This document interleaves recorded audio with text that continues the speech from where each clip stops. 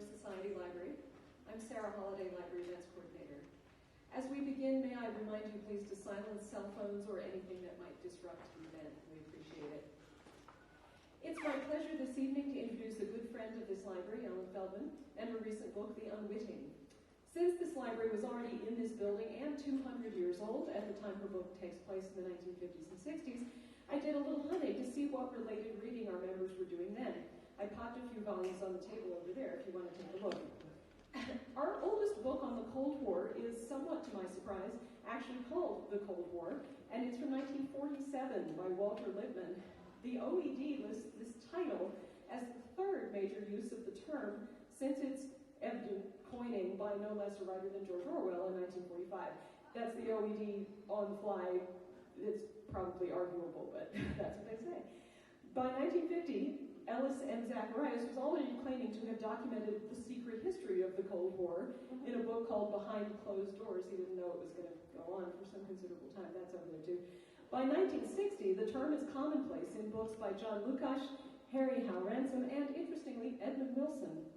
And I'm sure our patrons were also reading the Paris Review. But if you only read one book about the Cold War these days, read The Unwitting by Ellen Feldman. In fact, our colleagues from the corner bookstore would be delighted to sell you a copy following the event. Ellen is a person we're always happy to see at the desk or on the 5th floor here, and we're honored that the library has had a small part in supporting her outstanding work. Please join me in welcoming Ellen Feldman.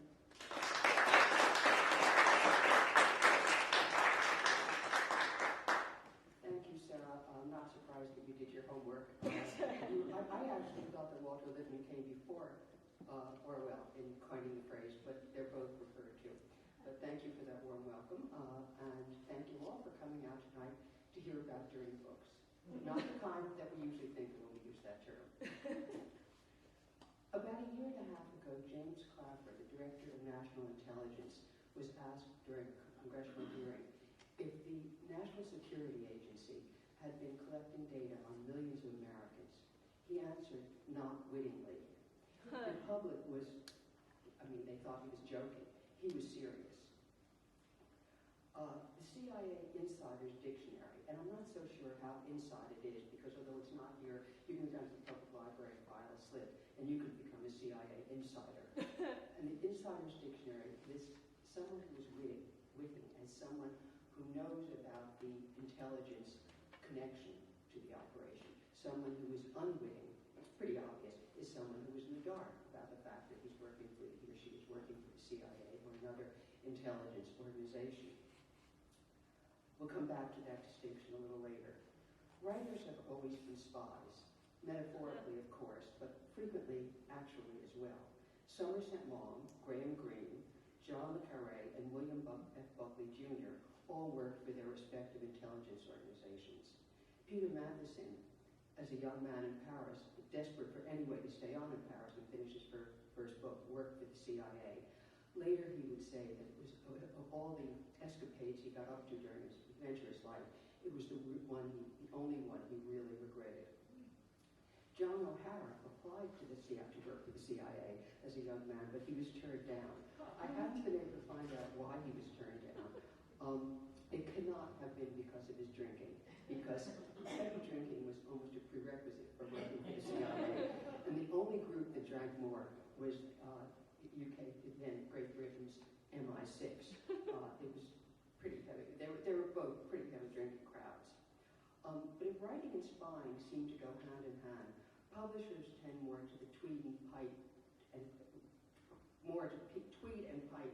than cloak and dagger stereotype, at least in the public imagination. But when the CIA opened a second front in the Cold War, known as the Cultural Cold War, which would be fought not with bullets and bombs, but with words and ideas, the publishing industry secretly, and that's the operative word here, secretly took up arms, or at least words, on the agency's behalf. A bit of background here. By the early 1950s, late 40s even, the 1950s, Western Europe, India, Southeast Asia, and various newly minted post-colonial nations of Africa were growing increasingly anti-American. Yanks who had been liberators right after the war were now seen as too rich because we were the only nation that came out of the war prosperous. too rich, too crass, too pushy, too full of themselves in their new role on the international scene. Meanwhile, the Soviet Union was making great strides in these same places because these countries were, especially the emerging countries, were very poor, and the Soviet Union promised a better future. Therefore, it was a struggle for the hearts and minds of the people, and for this, the CIA's usual methods, and they were not known then as much of small wars, revolutions, dirty tricks, would not work. The CIA needed persuasive propaganda. The logical place to turn, they thought, was the publishing industry. Now, you might think that movies would be more logical because, of course, movies they're more popular around the world and people don't have to know English.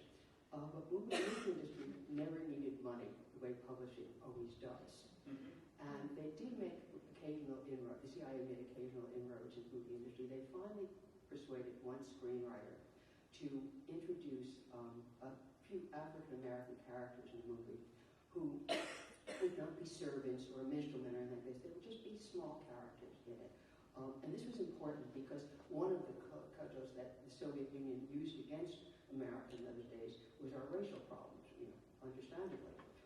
So the screenwriter wrote these characters in, and the movie played abroad. But they found out in the South it wouldn't play. In fact, the movies refused to screen that particular. Theaters refused to screen that movie. So this was a real problem, playing at home and playing abroad. The South's response suggests one of the many ironies of the cultural Cold War. Another was the strange bedfellows it made.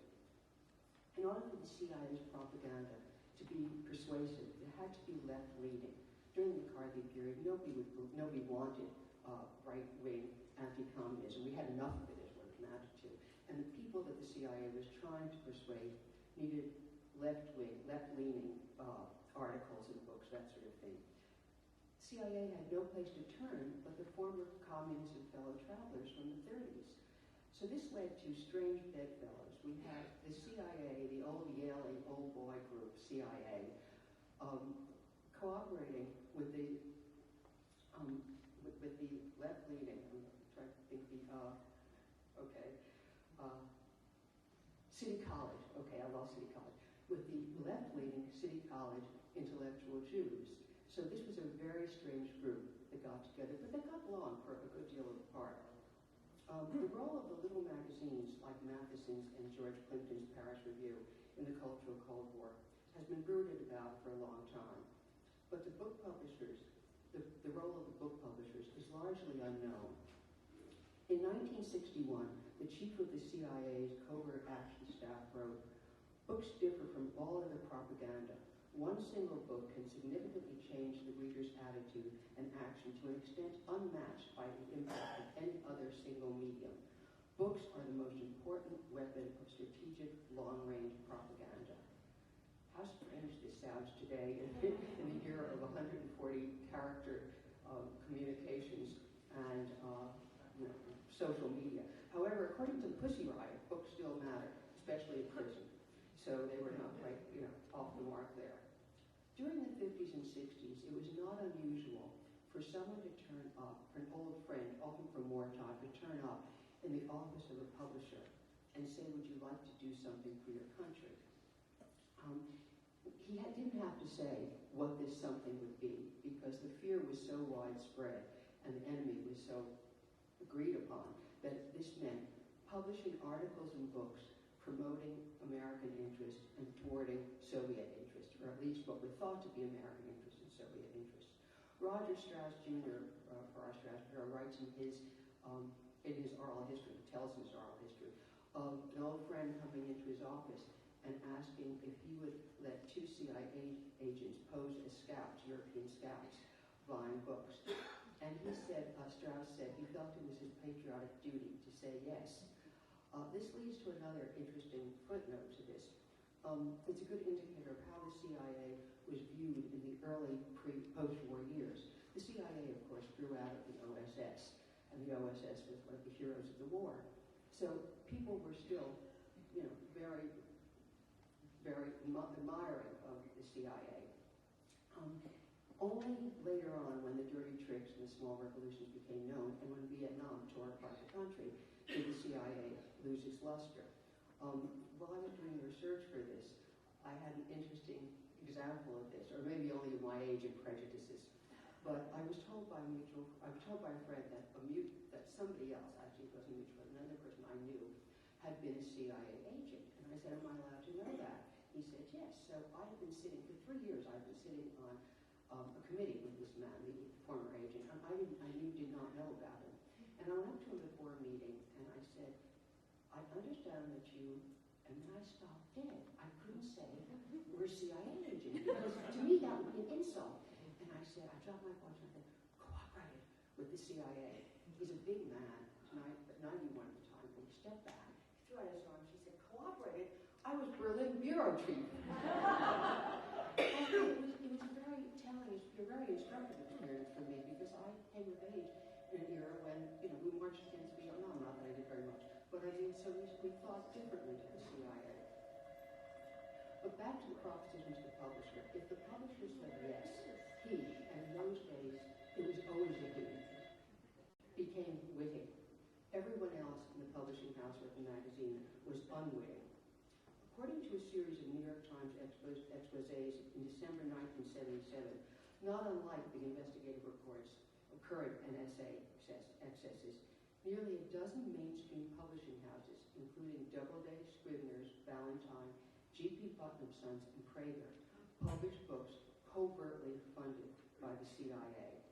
These were not books that editors thought would be literary or commercial successes. In fact, the chief of the CIA's covert action staff went on to make clear that these books should be published for operational reasons, regardless of commercial viability. And here's the crucial part: should not be contaminated by any overt tie-in with the U.S. government. So it was propaganda, pure and simple.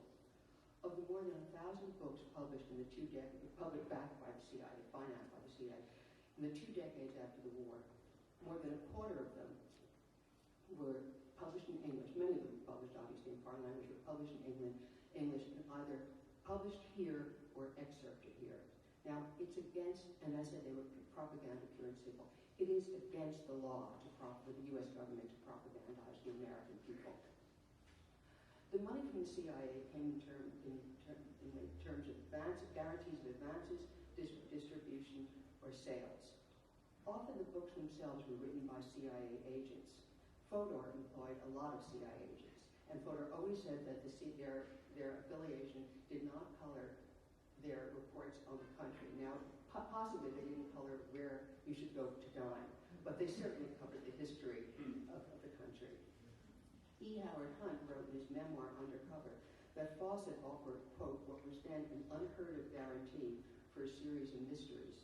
Publishers speak of advances against royalties, against earnings, not guarantees. I think Hunt knew this, and I think he was having a good time in his memoir and teasing us all.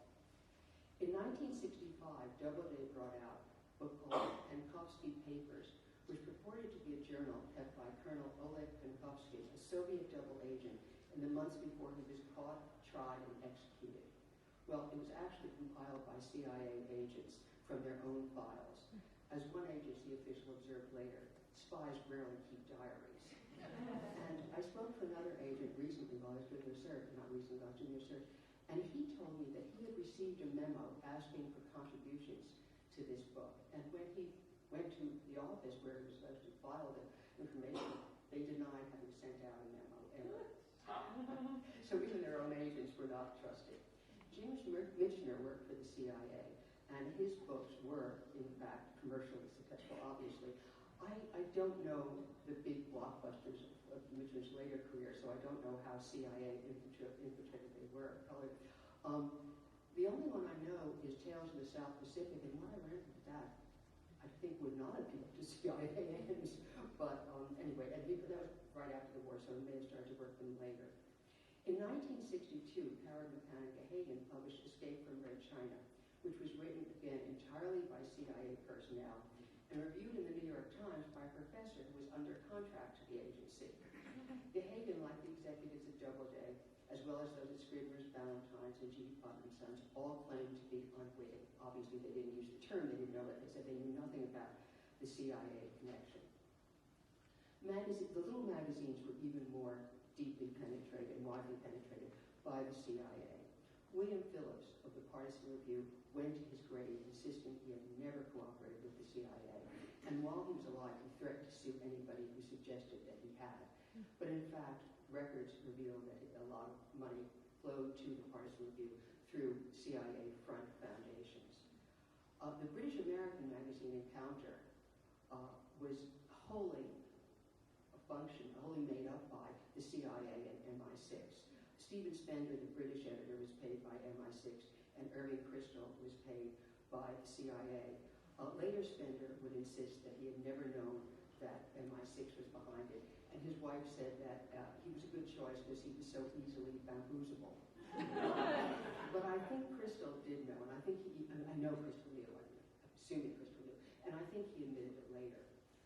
Others were more perceptive, or at least suspicious of Encounter.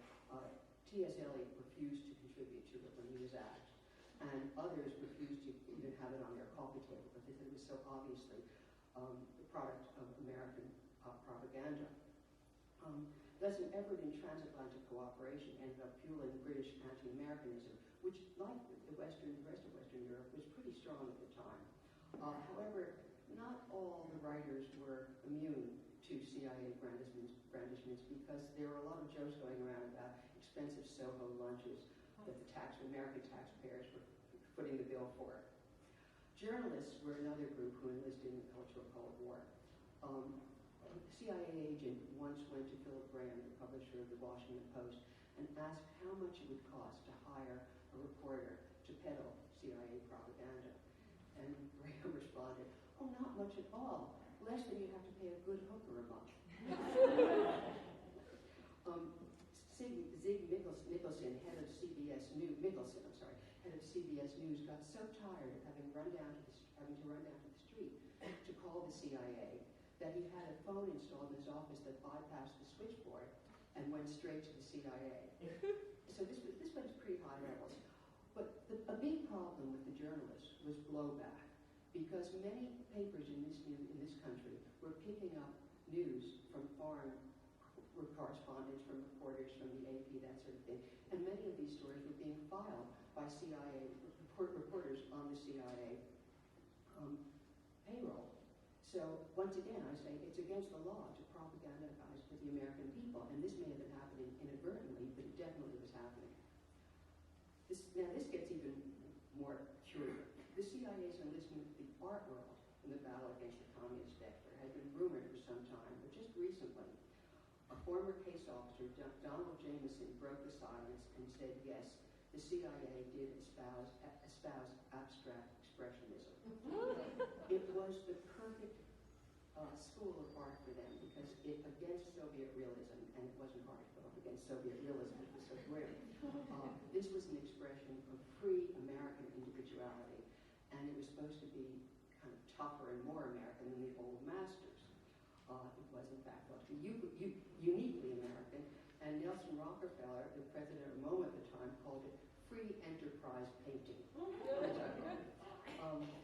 The CIA focused on Jackson Pollock as the perfect American art hero. He was fast driving, heavy drinking, cowboy boot wearing, and he painted from the hip, they said. Now, I'm not suggesting that Jackson Pollock ever knew about the CIA backing of a lot of, or promotion of a lot of his work. And in fact, as Jameson, the agent who came out with the information recently, quote, if you had to use people who consider themselves in one way or another to be closer to Moscow than Washington, well, so much the better. So I think they were, obviously, this was very useful to them. But here's another irony of this. While the CIA, the agents were pretty sophisticated intellectually and artistically, Congress, Presidents Truman and Eisenhower, and the American people hated modern art. In 1947, the State Department organized a traveling show called Advancing American Art. The public, when they found out of it, was outraged. One congressman went on record saying, I'm just a dumb American who pays taxes for this kind of trash. My favorite is President Truman, who said, if that's art, then I'm a Hottentot. The tour was canceled, the show was Brayden, who was a CIA department chief, came out with a wonderful, in later years, came out with a wonderful justification for the covert funding of all this. Quote, "It takes a pope or somebody with a lot of money to recognize art and support it. And after many centuries, people say, oh, look, the Sistine Chapel, the most beautiful creation on earth." So his argument was that the CIA was funding this art covertly, not because the CIA was not supposed to be doing it, but because the American people couldn't appreciate art, but the government could. So the CIA could be creative in many, many ways. The issue of who was witting and who was unwitting remains in question to this day. As one CIA officer explained, relationships were entered into with promises of eternal confidentiality. Matheson's confession that this was the greatest regret of his life never should have happened. The line between witting and unwitting was even dicier for many of the writers than it was for the publishers. While some were under contract, as I said, to the CIA itself, others may well have been really unwitting. An agency directive stated, our control over the writer will have to be enforced, usually by paying him, or at least advancing him sums which he might have to repay. Chilling words to a And a writer actually would not necessarily know where the advance was coming from, because unless the check was cut on the CIA, and it certainly wasn't. It was a front organization, then paying the publisher, then paying the writer. I have another reason to be sympathetic to these poor writers who might have been willfully unwitting. None of us wants to think that we're being published not for the book's excellence, but for political expediency. So it's very easy to fool ourselves. And in fact, the CIA gave first-rate treatment to a lot of second-rate writers while working very hard to suppress writers like Faulkner, Steinbeck, and Richard Wright, who showed what the CIA thought of as the seamy side of American life. Relations between those who cooperated and those who refused to cooperate sometimes got ugly. Again, while I was doing research, I spoke to a very well-known biographer now who was a newspaper reporter of the day, and he said he was approached by the CIA, and he knew what was happening. He said, no, thank you. Years later, he discovered that a good friend had in fact cooperated with the CIA, and he stopped talking to him completely, just cut him. So these passions ran deep, and a commentary on this is the quote from Ian Forster's 2 Cheers for Democracy, which serves as an epigraph to the Unwitting, my book. Quote, "If I had to choose between betraying my country and betraying my friend, I hope I should have the guts to betray my country." It was a difficult time. The changing of the definition of loyalty and betrayal was one of the inspirations for my writing of The Unwitting, which is a novel about a husband and wife caught up in this maelstrom of conflicted loyalties and ethical ambiguities. In a conversation with a friend whose father disappeared right immediately post-war years during an intelligence flight, she told me that the Navy stonewalled her for years in trying to get information about this. It was a time when both government acts and personal life was kept secret. Sex was hush-hush. Government, agencies were hush-hush, this sort of thing. The true patriot, not to mention the discreet individual, kept secrets. Nowadays, secrets are a thing of the past, and patriotism means spilling the beans. With hindsight, these clandestine collusions between an armed intelligence agency devoted to propaganda and dirty tricks, and men and women sworn to the authenticity of the written word would appear shabby, if not shocking. It's difficult now to imagine the mindset of those Cold War years. A mushroom-shaped cloud hung over the national consciousness. We were assured that the Soviet Union was assured that we were determined to start a Third World War, as we were sure that they were determined to start a Third World War. As Alan Dulles said, the head of the CIA then, of course, explained in a 1967 television interview, our methods were appropriate for the situation we found ourselves in. In other words, if the Soviets played dirty, we had to as well. But how far can a democracy go to preserve a democratic way of life before it ceases to be a democracy? Half a century later, we're still debating an answer to that question. And now I hope you all have lots of questions.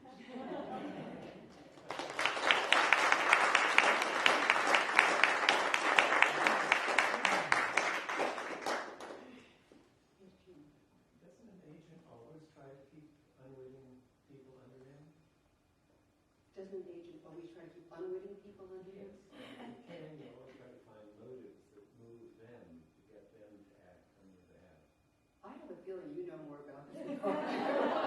And I won't ask you for affiliation. I think probably, I guess with real spies, yes, with real agents out there in the field, I think this was, when the CIA began to deal with the publishing industry, I think it was so much an old boys network. I mean, I talked about the strange bedfellows of the Jewish intellectual mafia in New York, but in fact, when it got to a lot of the publishing houses and the little magazines, I think it was very much people who knew each other from the war and people who knew each other perhaps from school. And I think you didn't really have to be very clear about things. You could say, you know, we're interested in, actually one of the arguments with this little magazines was, we're not paying you for propaganda. We're just paying you to say what you want to say anyway. And when this got colored is something else, and how much the publishers began to censor themselves is, you know, we'll never know. Yes? Is your book fiction or nonfiction? My book is fiction, but it's based on this research. And there are some real characters in it, but the main protagonists are fictional. Yes? Was there some particular episode that made you choose this time and place to write about this time? Or why did you choose to write this particular book this time? It's so funny, with the exception of one book, I can never say exactly where the idea came from. And this one I can't say exactly. As I said, the idea that secrets, the 50s were a very secretive time, it seems to me. You know, everything was hush-hush, everything was swept under the rug. And as I said, I was talking to this friend, and what's happening with, I mean, we bemoan our lack of privacy, we bemoan kids going public with their most personal goings-on, doings, and it struck me as a very strange change. I, in fact, I'm ashamed to admit, really didn't know about the cultural Cold War. I had a vague idea that the CIA was backing. I mean, I knew about the money flowing to the little magazines. I had no idea about the publishing business. I worked with some of the people in my youth, with some of the people I've been talking about here in the publishing houses, and I then became intrigued that, you know, the moral conundrum. First of all, you didn't see the CIA as an evil force, and you did worry about the Soviets. And I mean, you had people like Mary McCarthy. She was never paid by the CIA, but they knew there was CIA backing, and they certainly knew there was CIA backing to a lot of the conferences and that sort of thing. The joke was, whether the CIA got its money's worth or not is another question entirely. But the joke was, you had writers and artists who couldn't afford bus fare to Newark, flying first class to India. And it was pretty hard, you know, to resist this sort of thing. Yes, Richard. Fascinated to know about James Michener, who, as far as I know, enjoyed nothing but phenomenal success from, you know, Tales of the South Pacific on. Did he know he was being backed by the CIA, or did he do it willingly? Yeah, according to things I've never interviewed him. According to the books I've read, he knew, and he was very patriotic, and he thought, yes, yeah. And so he thought, you know, this was. I'm not he certainly exactly. didn't need to buy a first class ticket anywhere. No, he didn't. I nowhere have I seen that he was on their payroll or anything like that. He just probably cooperated, and the kind of it's like hunting in mysteries. You know, how much propaganda can you get into a mystery? A lot. You know, that you sneak these ideas in, and we begin to see. Well, actually, one I haven't talked about is Mickey Spillane, and he apparently, I don't know that the CIA paid him. I don't think I ever came across that, but his bad guys gradually. You'll have anybody who here is just a Mickey Spillane fan will have to tell me if I'm right about this. It's secondary knowledge here, secondary information. His bad guys went from being just criminal, maybe they were Nazis during the war, from being criminals to being Reds. And so I think that probably Michener would just, you know, he believed it, so he put in some scenes with very evil communists.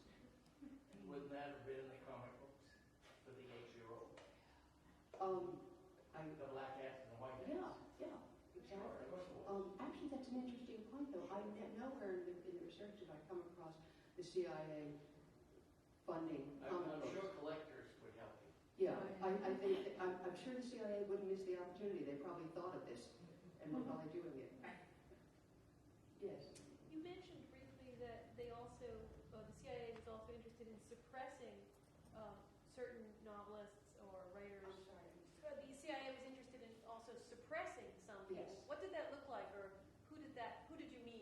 Well, of course, the other side, that was McCarthyism, not the other side, but when all the libraries in foreign countries, they were cleaning those up.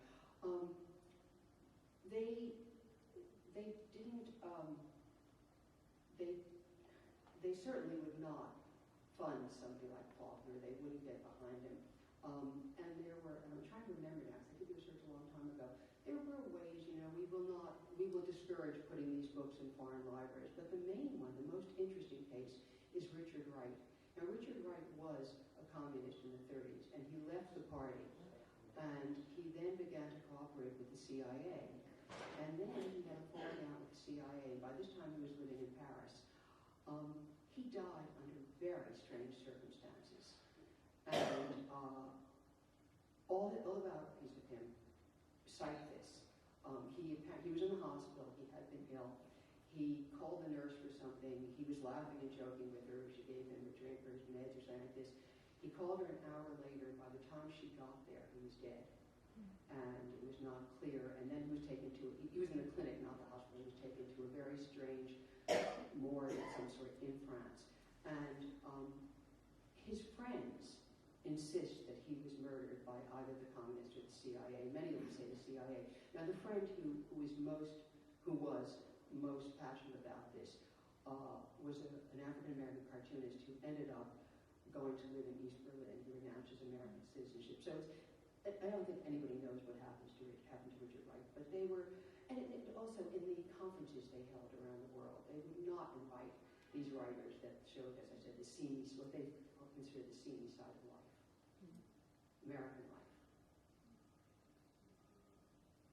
Yes, John. Well, do you have any sense yourself whether this worked? Whether this worked? Whether it worked. I mean, or from what you've read in your research, whether it was felt that it had an edge in some way. That's what I mean about the CIA not getting its money's worth. They spent a lot of money, and it's not quite clear that it made any difference. I mean, something like the book, the Penkovsky papers. Did we really need someone to tell us by this time that the Soviet system could be pretty brutal with spies and about spies, this sort of thing? I haven't read. Put it this way: I haven't read anyone who said yes, it had a serious effect on the country. Yes.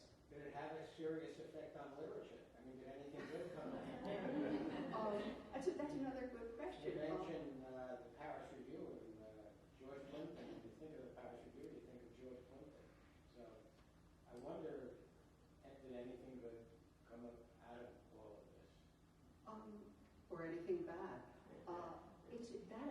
That again is an interesting question we'll never know the answer to. I mean, in my novel, which obviously is fictional, the editor of a little magazine finds himself shading things without meaning to.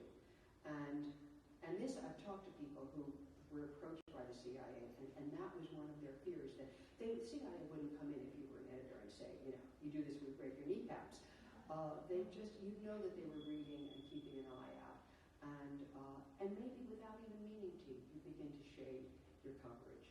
And I think that was the danger. It's the subtlety more than anything overt. They did, CIA funded, of course, the National Student Association, and that apparently was pretty effective. And it's well known, I don't know if she's ever admitted it, Gloria Steinem. No, she has admitted it. I've read interviews. Gloria Steinem was, I don't know if she was paid, she was cooperating with the CIA, with the National Student Association. And she goes on record as saying, this was during the Kennedy administration, and these were some of the most liberal people I knew, the CIA agents. So it's interesting. I went on a tour of Europe, my first trip to Europe, with the National Student Association. And in each country, we met up with college youth from Italy. They were panicked. Italy was going to go communist, etc. And we were supposed to, just by our fresh, enthusiastic American ways, turn them to our side. I never did that at all. Totally unwitting. There was not a single moment where I sensed any of that. So we have an unwitting person in our midst. Yes. Your characters are so well delineated. I wonder if they're based on real people. These aren't so much. They're kind of a mix of people, and they grew, I'm happy to say they grew while I was working. I mean, because if they don't, you've got a dead novel on your hands. But they weren't real characters. Yes. Do you see any? You mentioned McCarthyism. Do you see any connection between this and then the whole McCarthy era? Oh yeah. The CIA and the FBI hated each other, and there was a tremendous competition. And in the novel, the character who's cooperating with the CIA is called down to Washington and grilled by the FBI. And that, in fact, is based on the grilling of Julia Child's husband. It was when he worked at the State Department, he was called home. There's some of this in the movie. He's called home and grilled. And the CIA told the character in the book, don't worry, we have to let them call you in, but we'll cover your back. And definitely, they were overlapping. But as I said, there was plenty of right-wing anti-Soviet propaganda here. But what they needed, they felt, was left-wing. And it was true, because you had diamond communists, who, even after the war, were still communists. And then you had left-leaning anti-Stalinists, and they were instrumental in this. And again, that's Mary McCarthy. Yes. When is a liar just a liar? That's the question in the book. And if you go into this, and you're not allowed to tell anyone, I mean, the CIA used eternal confidentiality. You're not allowed to tell anyone.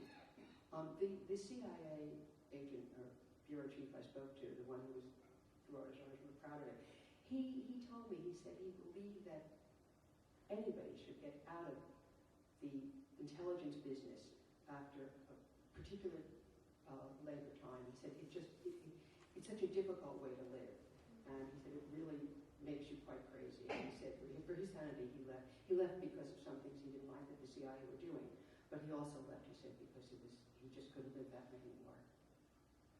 Do you have any comments on Mr. Firth, who is a light factory turning out fiction? Mr. I'm sorry. Alan Firth, F-U-R-T-H. What? Did I get a word? Frick. F-U-R-S-T. Alan Firth, right? Yes. Yeah. He's on number 20 or 25.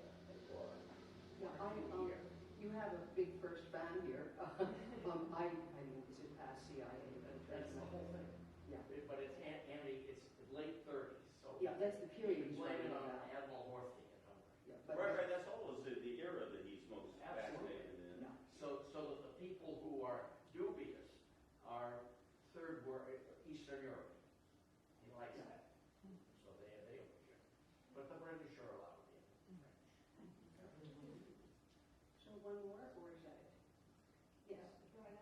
What are you going to start working on now? I'm sorry. What are you going to start? What research project are you planning on next?